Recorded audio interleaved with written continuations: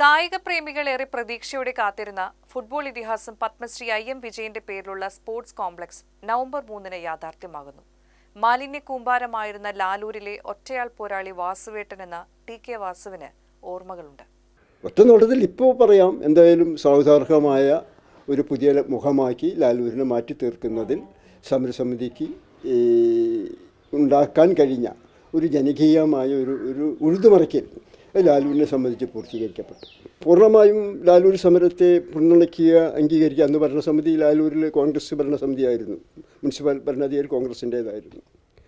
പക്ഷേ എങ്കിലും അതിൻ്റെ ചില അണികൾ, പ്രാദേശികമായ ചില അണികൾ, കോൺഗ്രസിൻ്റെ ചില അണികൾ സമരത്തിനൊപ്പം നിൽക്കുകയും എന്നാൽ അവരെ തന്നെ വിവിധ സമ്മർദ്ദങ്ങളിലൂടെ ലാലൂർ സമരത്തിൽ നിന്ന് പിന്തിരിയാൻ പ്രേരിപ്പിക്കുകയും ചെയ്യുന്ന അത്യന്തം വേദനാജനകമായ കാര്യങ്ങൾ ഉണ്ടായിട്ടുണ്ട്. പിന്നീട് നമുക്ക് മനസ്സിലാക്കാൻ കഴിഞ്ഞതാണ്.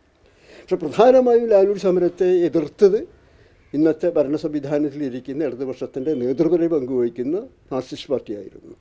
മാർക്സിസ്റ്റ് പാർട്ടി അങ്ങേറ്റത്തോളം സമരത്തെ എത്രമാത്രം തളർത്താൻ കഴിയുമോ, എത്രമാത്രം അതിനെ തല്ലി തകർക്കാൻ കഴിയുമോ ആ വിധത്തിലുള്ള മുഴുവൻ ഇടപെടലുകളും അന്നത്തെ CPM സ്വീകരിക്കുകയുണ്ടായി. ലാലൂർ എന്തായിരുന്നു, ഇന്നത്തെ ലാലൂരാവാൻ കാരണം എന്താണ്? ഒരുപാട് ജനതയുടെ ത്യാഗോജ്വലമായ ഇടപെടലിൻ്റെ ഒരു പൂർത്തീകരണമാണ് പുതിയ ലാലൂർ. ആ ലാലൂരിൽ ഇന്ന് ഉദ്ഘാടനം ചെയ്യുന്നവർക്കൊന്നൊരു പങ്കുമില്ല.